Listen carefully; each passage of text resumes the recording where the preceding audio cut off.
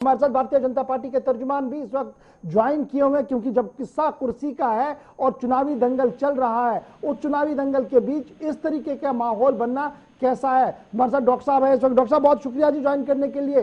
फारूक साहब कह रहे हैं कि एक साजिश के तहत ये सारी चीजें चलाई जा रही हैं। 5 अगस्त के फैसले को लेकर जो इतिहाद बनाया गया उसको कमजोर करने के लिए, धमकाने के लिए सारी चीजें हैं। बिल्कुल भी पीछे नहीं हटेंगे जी, हम लटके रहेंगे और डट के मुकाबला करेंगे। देखिए गौहर साहब, ये इन्वेस्टिगेशन इंक्वायरीज बहुत लंबे टाइम से चल रही थी और ये चीजें सामने आनी थी और ये चीजें सामने आ गई हैं इस टाइम पे। और रीजनल पार्टीज के लोग, चाहे उसमें नेशनल कॉन्फ्रेंस की हाईकमांड के लोग हों, चाहे कांग्रेस के हो, चाहे दूसरे लोग हों, ये सभी लोग पब्लिक के सामने ओपन हो गए। इनके जो काले चिट्ठे हैं वो आज खुल चुके हैं। और आप देखिए कितना, मुझे जम्मू कश्मीर की हिस्ट्री का सबसे बड़ा स्कैम है जो पब्लिक के सामने आया है। पूरी हिंदुस्तान की जनता ने इस स्कैम को देख लिया है। इस स्कैम का नाम रोशनी एक्ट जो इन्होंने बनाया था, और इनके लिए ये रोशनी थी और गरीब आदमियों के लिए ये अंधेरा था। और कौड़ियों के भाव से जमीनें ली गई और एक बताया गया कि एक बहुत पावर के प्रोजेक्ट लगाने हैं, ये करना है, वो करना है। वो चीजें सारी हवा में थी।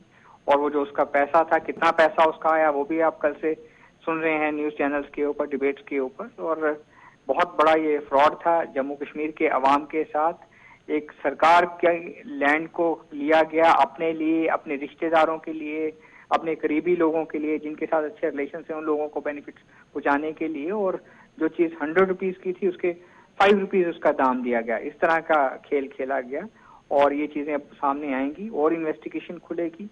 जो भी लोग इसमें इन्वॉल्व होंगे, मुझे लगता है उसके ऊपर गवर्नमेंट ऑफ इंडिया जो भी होगा और ऑनरेबल कोर्ट जो भी उसके ऊपर फैसला देगी वो सबको मानना पड़ेगा। बिल्कुल, ऑनरेबल कोर्ट इसको मॉनिटर कर रही है और कोर्ट के आदेश के पर ही ये सारी चीजें जो है वो अपलोड हो रही है वेबसाइट पर। लेकिन बड़ा सवाल ये है, जिस तरीके का माहौल बनाया जा रहा है कि ये जी कॉन्स्पिरेंसी है, पॉलिटिकल कॉन्स्पिरेंसी है, क्योंकि डीडीसी चुनाव हो रहे हैं।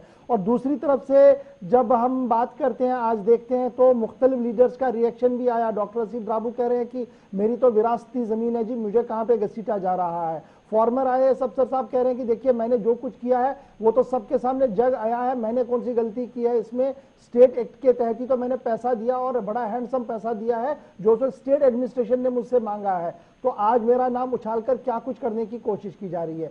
तो ये जो काउंटर अब आ रहा है, क्या ये वाकई तौर पर जल्दी में कोई चीजें ली गई हैं या वाकई तौर पर वो जो लोग कह रहे हैं उनकी बात भी सही है? नहीं, देखिए गौहर साहब, इसको डीडीसी के इलेक्शन के साथ नहीं जोड़ना चाहिए।